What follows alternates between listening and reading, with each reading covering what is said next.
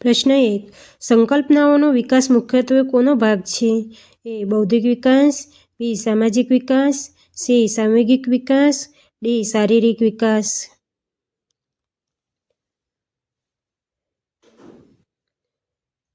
સાચો જવાબ છે એ. બૌદ્ધિક વિકાસ. પ્રશ્ન 2. સારા શિક્ષક માટેનું અનિવાર્ય લક્ષણ કયું છે? એ. અસરકારક વ્યક્તિત્વ, બી. વર્ગમાં શિસ્ત જાળવવાની ક્ષમતા, સી. વિષય વસ્તુની સંગીન જાણકારી, ડી. પ્રયોગશીલતા.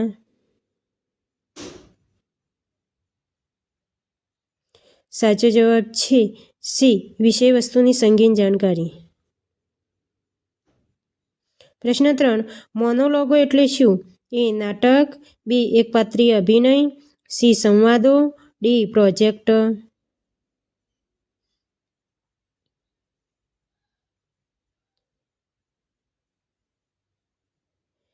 સાચો જવાબ છે બી. એકપાત્રીય અભિનય.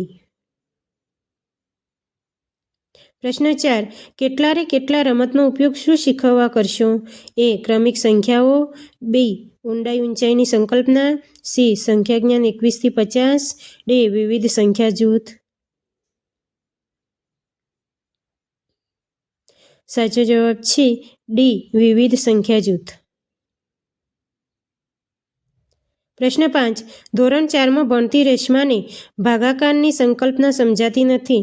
એક શિક્ષક તરીકે તમે શું કરશો?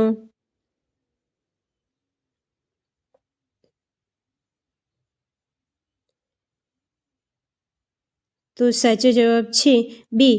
ભાગાકાર એ પુનરાવર્તિત બાદબાકી છે તે સમજાવીશ.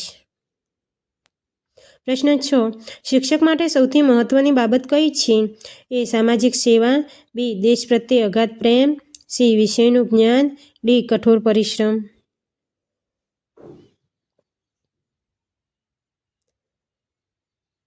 સાચો જવાબ છે સી.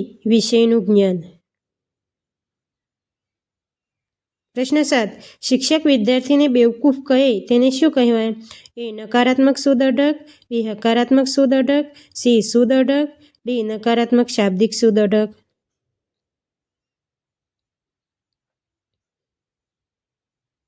સાચો જવાબ છે ડી. નકારાત્મક શાબ્દિક સુદર્શક. પ્રશ્ન 8. બાળકના ભાષા વિકાસમાં મહત્વનો ફાળો આપતી સંસ્થા કઈ છે? એ. કુટુંબ, બી. College, C. શાળા, ડી. આંગણવાડી. એ સંખ્યા લખાઈ જશે પણ સંસ્થા આવે. તો સાચો જવાબ છે એ. કુટુંબ. પ્રશ્ન 9. બાળક બોલતા શીખે તે કયા પ્રકારનું અધ્યયન ગણાય? એ. અંતઃસ્ફુરણા, બી. કારક અભિસંધાન, સી. અનુકરણ દ્વારા અધ્યયન, ડી. શાસ્ત્રીય અભિસંધાન.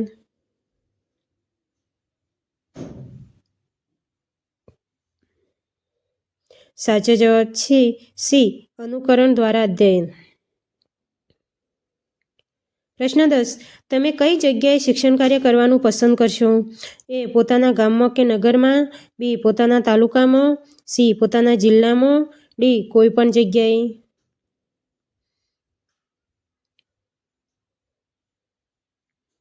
સાચો જવાબ છે ડી. કોઈ પણ જગ્યાએ. પ્રશ્ન 11. વારસો અને વાતાવરણ બાળકના કયા વિકાસને પ્રભાવિત કરે છે? એ. સંજ્ઞાત્મક, બી. સામાજિક, સી. સંવેગાત્મક, ડી. આપેલ ત્રણેય.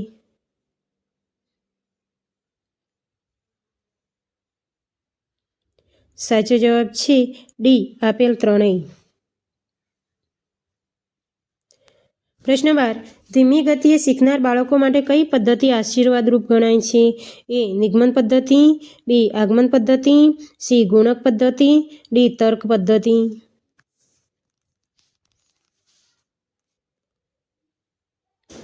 સાચો જવાબ છે બી.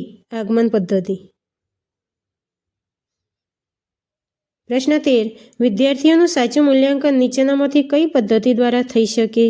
એ. વર્ષના અંતે મૂલ્યાંકન, બી. નિર્માણાત્મક મૂલ્યાંકન, સી. સતત મૂલ્યાંકન, ડી. વર્ષમાં 2 વખત મૂલ્યાંકન. સાચો જવાબ છે સી. સતત મૂલ્યાંકન. પ્રશ્ન 14. પ્રાથમિક શિક્ષણમાં કયા ધોરણમાં લેખિત પરીક્ષા લેવાય છે?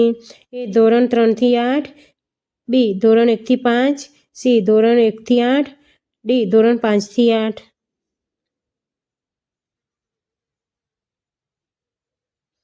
સાચો જવાબ છે એ ધોરણ 3 થી 8. પ્રશ્ન 15. પ્રેરણાનો સહજવૃત્તિનો સિદ્ધાંતના પ્રણેતા કોણ છે? એ ફ્રોઈડ, બી સ્કિનર, સી વોટસન, ડી મેકડુગલ.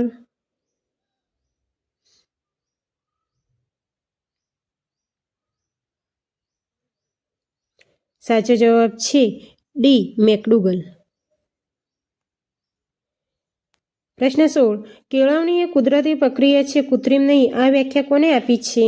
એ એરિસ્ટોટલ, બી રૂસો, સી વોટસન, ડી મેકડુગલ.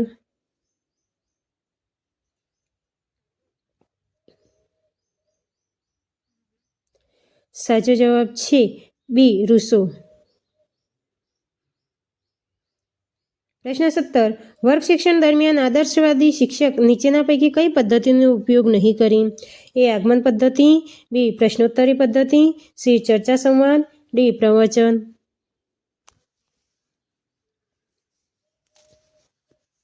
સાચો જવાબ છે એ આગમન. પ્રશ્ન 18. કેળવણી ત્રિધ્રુવીય પ્રક્રિયા છે, આમાં કયા 3 ધ્રુવોનો સમાવેશ કરવામાં આવ્યો છે? એ આચાર્ય શાળા વાલી, બી શિક્ષક શાળા સમાજ, સી વિદ્યાર્થી શિક્ષક સમાજ, ડી વિદ્યાર્થી આચાર્ય શાળા. તો એ સાચો જવાબ આવે સી વિદ્યાર્થી શિક્ષક અને સમાજ. પ્રશ્ન 19. વર્ગ વ્યવહારમાં શિક્ષકની પ્રત્યક્ષ અસર હેઠળ નીચેની કઈ બાબત આવતી નથી? એ વ્યાખ્યાન કથન, બી પ્રશ્ન પૂછવા, સી સૂચના આપવી, ડી ટીકા કરવી, સત્તા સ્થાપિત કરવી. સાચો જવાબ છે બી પ્રશ્ન પૂછવા. પ્રશ્ન 20. વિદ્યાર્થીઓના વર્તન પરિવર્તન માટેનો શ્રેષ્ઠ ઉપાય કયો છે? એ શાળામાંથી કાઢી મૂકવું, બી શારીરિક શિક્ષા, સી સલાહ, ડી પુરસ્કાર.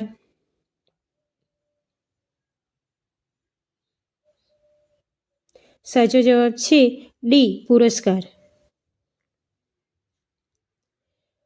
પ્રશ્ન 21. વર્ગ વ્યવહારમાં શિક્ષણ પ્રક્રિયાના કેટલા ધ્રુવો છે? એ 4, બી 2, સી 3, ડી 5.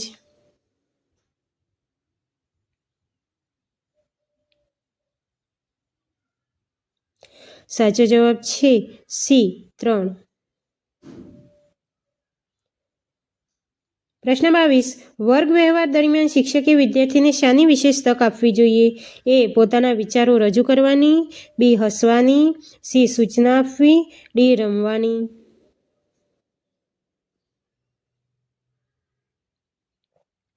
સાચો જવાબ છે એ પોતાના વિચારો રજૂ કરવાની.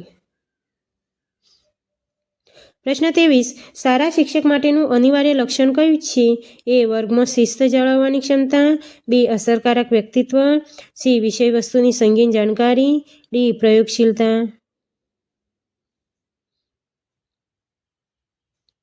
સાચો જવાબ છે સી વિષય વસ્તુની સંગીન જાણકારી. પ્રશ્ન 24. એનઈપી 2020 અંતર્ગત પીએમશ્રી યોજનાની જાહેરાત પ્રધાનમંત્રીશ્રીએ ક્યારે કરી? એ 5 સપ્ટેમ્બર 2021, બી 5 September 2022, C 2 October 2021, D 2 October 2022. તો સાચો જવાબ છે બી 5 સપ્ટેમ્બર 2022. પ્રશ્ન 25. વિદ્યા સમીક્ષા કેન્દ્રના લોગોમાં કઈ સૂત્ર છે?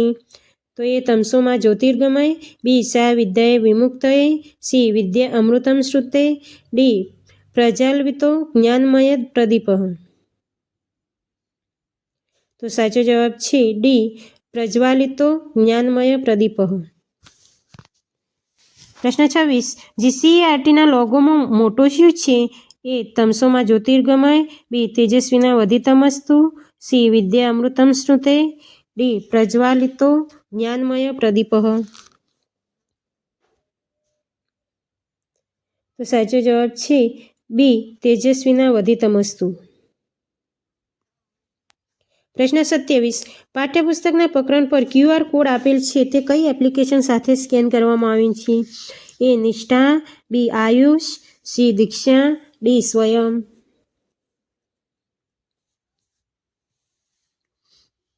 સાચો જવાબ છે સી દીક્ષા. પ્રશ્ન 28. વિશ્વનો સૌથી મોટો તાલીમ પ્રોગ્રામ કયો છે? એ નિષ્ઠા, બી આયુષ, સી દીક્ષા, ડી પ્રજ્ઞા. આ શિક્ષક તાલીમ પ્રોગ્રામ છે.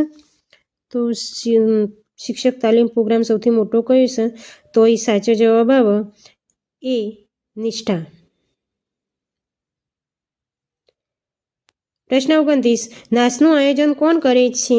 એ ન્યુપા, બી NCTE, C NCPCR, D NCERT.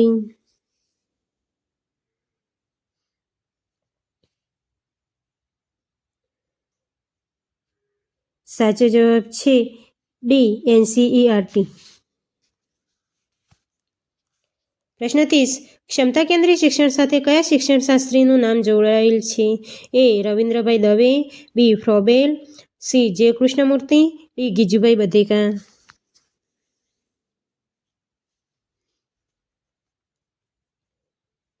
સાચો જવાબ છે એ ડૉક્ટર રવિન્દ્રભાઈ દવે.